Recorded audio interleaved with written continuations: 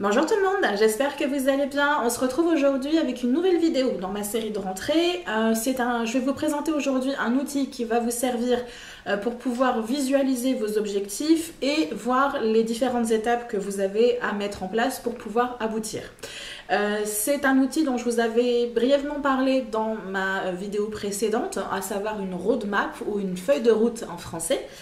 C'est un outil qui est vraiment très simple à faire et j'avais vraiment envie de vous le présenter. Donc si c'est un sujet qui vous intéresse, je vous invite à rester avec moi tout de suite.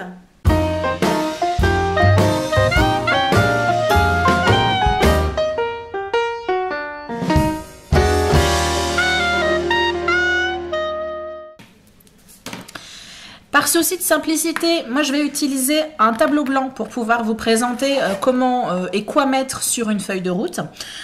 Vous pouvez tout à fait utiliser une feuille de papier blanche. Moi par exemple pour mes notes, pour préparer ma vidéo, je l'ai faite sur une feuille de papier. Donc vous pouvez très bien décider de le faire dans ce format-là et l'intégrer dans votre classeur de révision. L'intérêt du papier, c'est que du coup les informations que vous avez à droite et à gauche, donc je vais développer un petit peu d'ici quelques minutes. Du coup, vous les aurez pour l'examen. Il vous suffira de prendre votre feuille et de l'embarquer avec vous dans votre sac le jour de l'examen. L'avantage de l'avoir sur un tableau blanc, c'est que du coup, ça, vous pouvez tout à fait l'avoir devant votre nez tous les jours pendant que vous travaillez, pendant que vous révisez. Et ça vous permet éventuellement de refaire un point sur là où vous en êtes, ce qui vous reste à travailler, etc. Donc, vous pouvez faire l'un ou l'autre ou vous pouvez faire les deux. À vous de voir ce qui est le plus pratique. Concernant la roadmap, on a dit que c'était un outil qui allait nous servir à visualiser à la fois l'objectif final. Donc là, en l'occurrence, moi, je vais prendre l'exemple d'un examen ou d'un concours, mais vous pouvez tout à fait l'utiliser pour une année entière, par exemple, avec différentes matières que vous allez développer. Donc la première chose que vous allez faire pour réaliser votre roadmap, c'est que vous allez analyser le contexte, l'enjeu dans lequel vous êtes et du coup votre objectif. Donc là on va mettre examen, concours. Si vous décidez de vous faire une version papier de la roadmap, de la feuille de route, pardon, je vais essayer d'utiliser le mot français, je vous conseille de vous indiquer dès le départ les informations concernant l'examen.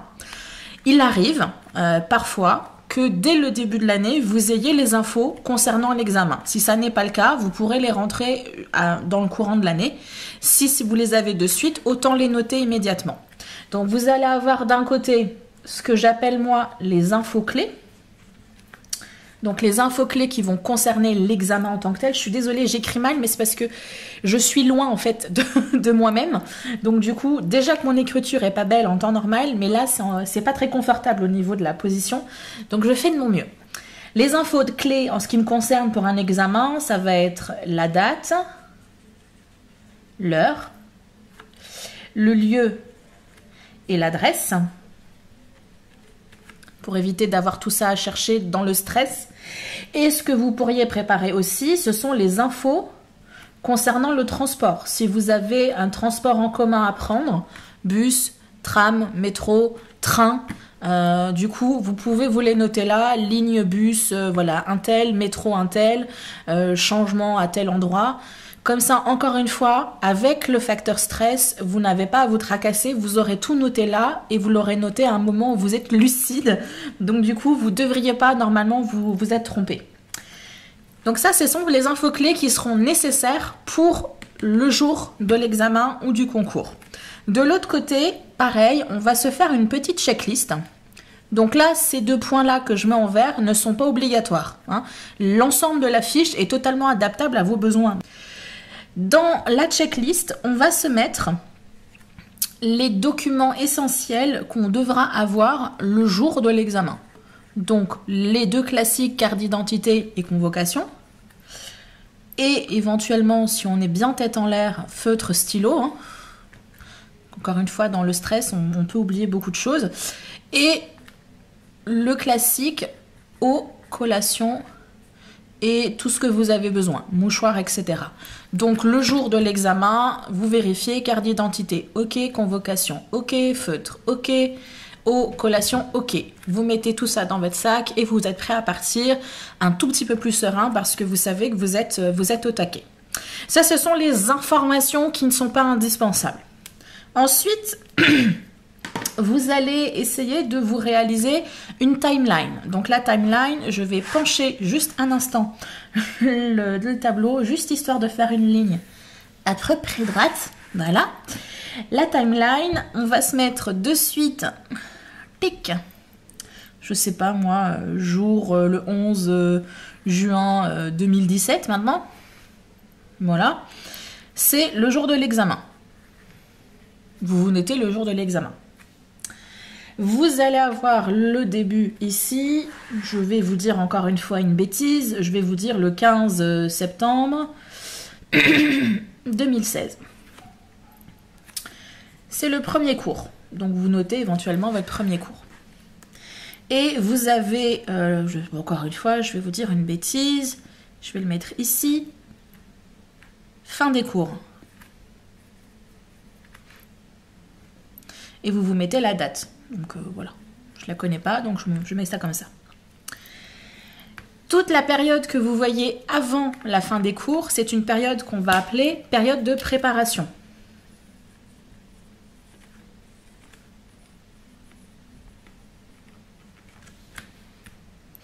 La période que vous voyez entre les fins de cours et les examens, c'est une période de révision.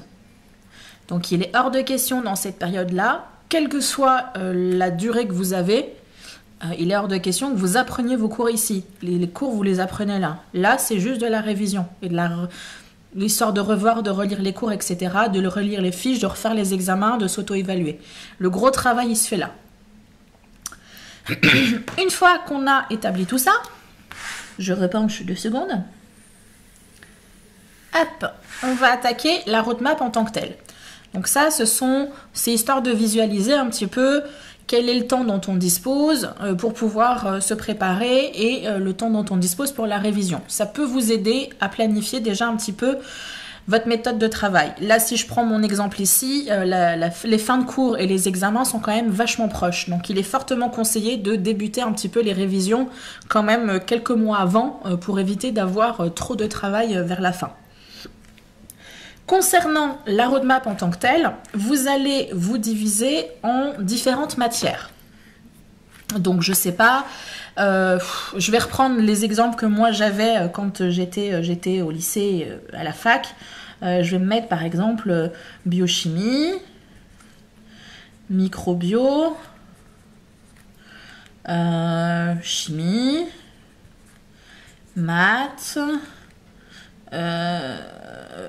français, bon là après j'invente, hein, français, anglais, etc. Vous vous mettez toutes les matières concernées par votre section en fait.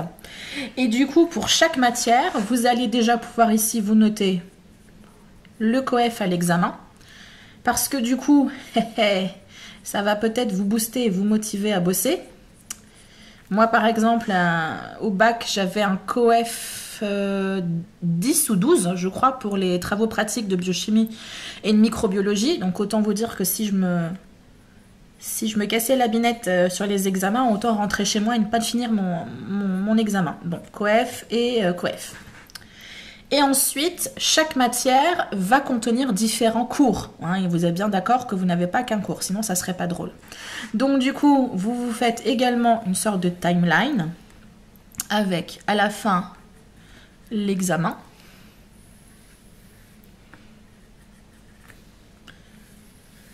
Etc., etc., etc. Si vous savez à l'avance sous quelle forme sera l'examen, vous pouvez le noter. Donc si c'est par exemple une rédaction ou un QCM, vous n'allez pas forcément envisager le cours de la même manière si c'est un QCM ou si c'est une rédaction. Si c'est une rédaction, il va falloir que vous travaillez vraiment pour la reformulation des notions qui sont apprises dans le cours, alors qu'un QCM, vous avez juste à apprendre les notions et savoir effectivement les réutiliser, mais pas forcément savoir développer une idée qui a été instruite dans le cours. Et ensuite, vous allez vous diviser votre timeline de la matière en différentes petites zones. Donc moi, je vais me faire, je sais pas, hop... Voilà. Et vous allez vous faire des sortes de petites bulles. qui vont correspondre, chaque petite bulle correspond à un cours en particulier. Donc en biochimie, je sais pas, là je vais mettre la respiration cellulaire. Ici, ça va être les groupes sanguins. Là, je vous sors, mais alors vraiment des bêtises, hein, groupes sanguins. Ici, ça va être...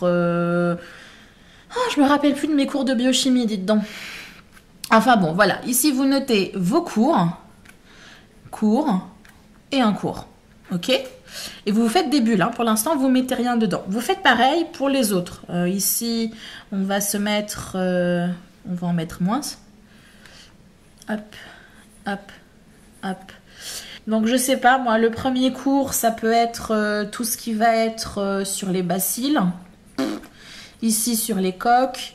Ici, sur les virus. Et ici, sur les champignons. Voilà. Si quelqu'un est en ce moment en train de préparer un bac laboratoire microbiologie ou un examen en microbiologie, il va bien se moquer de moi. Enfin bon, vous comprenez le principe et vous faites ça sur l'ensemble des matières que vous pouvez avoir.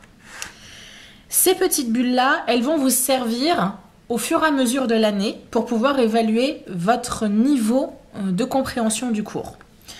Parce que ce que je ne vous ai pas encore montré, c'est que en bas de votre roadmap, vous allez vous faire une petite légende. La petite légende, vous allez y mettre également 3 petits ronds. Vous allez avoir un rond rouge, par exemple, qui sera non acquis. Donc la notion n'est pas apprise. Il va falloir retravailler. Donc non acquis. Si je mettais le C... Voilà. Donc à revoir. Bon, ça vous n'êtes pas obligé de le noter hein, à partir du moment où vous savez ce que ça voulait dire. Donc à revoir, le cours à revoir. Ensuite, ici, on pourrait mettre du orange, mais je n'en ai pas. Donc on va mettre du bleu, hein, voilà, comme ça. C'est en cours d'acquisition.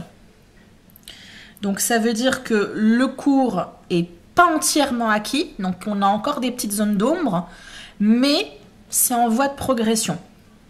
Et enfin, on a celui qu'on aime bien, à savoir éventuellement, pourquoi pas une pastille verte, qui sera acquis. Donc là, ça veut dire qu'il n'y a absolument aucun souci, on a bien retenu la leçon, acquis en cours. Donc vous pourriez tout à fait utiliser des petites pastilles, vous savez, les petites gommettes de couleur. Donc voilà, vous vous faites une petite légende, donc soit avec des fluos, soit avec des gommettes de couleur. L'intérêt des gommettes, c'est que du coup, vous pouvez les décoller, les recoller sans abîmer. Et du coup, vous pouvez faire évoluer votre roadmap sans avoir à la refaire à chaque fois. L'inconvénient du feutre, par exemple sur du papier, les fluos, etc., c'est que du coup, si quelque chose qui n'était pas acquis est devenu en cours d'acquisition, ben, vous êtes obligé de tout réeffacer ou mettre du blanco. Donc imaginons voilà, que on approche de l'examen, j'ai les virus qui me posent des problèmes, j'ai le dernier cours de biochimie qui me pose éventuellement un petit souci, et par contre le cours de microbiologie sur les coques, je ne l'ai pas du tout, mais alors pas du tout intégré. Donc il va falloir que je travaille dessus. Et vous pouvez faire ça au fur et à mesure. Donc au fur et à mesure que votre période de préparation évolue, vous allez vous auto-évaluer sur les différents cours que vous avez grâce à vos fiches de révision, grâce aux flashcards, éventuellement en demandant l'aide de quelqu'un, en refaisant les examens, éventuellement en refaisant les exos ou les informations qu'on vous demandait dans les interrogations. Les interrogations écrites qu'on a pu vous proposer durant l'année, vous pouvez également les refaire. Vous avez la correction, donc autant du coup l'utiliser comme un exemple pour éventuellement vous aider à illustrer un petit peu le cours. Et du coup, au fur et à mesure, vous pouvez faire évoluer. Bon, ben ça y est, j'ai bien travaillé sur ce cours-là. Ben, maintenant, il est acquis, donc je peux aller travailler sur les autres et ainsi de suite. Donc ça, c'est quelque chose que vous pouvez faire évoluer tout au long de l'année. Il est bien évident qu'il est fortement conseillé qu'une fois arrivé là, tout soit en vert. Si ça n'est pas le cas, essayez de bosser un maximum. En fait, cet outil-là, il va fonctionner que si à un moment donné, déjà vous êtes sérieux et en plus vous êtes honnête avec vous-même. Le but, c'est pas de vous mettre des jolies pastilles vertes partout parce que voilà, ça y est, c'est bon, j'ai fini. Cet outil-là, il va vous être utile pour vraiment évaluer de manière réelle là où vous en êtes et quels sont les points forts et points faibles qu'il va falloir que vous travaillez. Comme ça vous permet de l'avoir sous le nez et de le visualiser réellement. Ok, là j'ai un gros point rouge.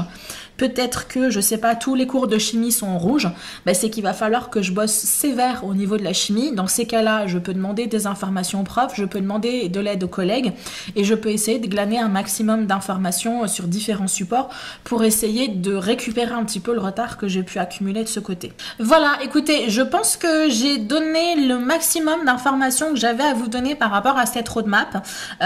Vous l'adaptez encore une fois en fonction de vos besoins. Je vous dis à très bientôt et d'ici là faites attention à vous. Bye bye. Finit par s'effriter au fur et à mesure et il est bien évident que avoir du recul sur ce que j'ai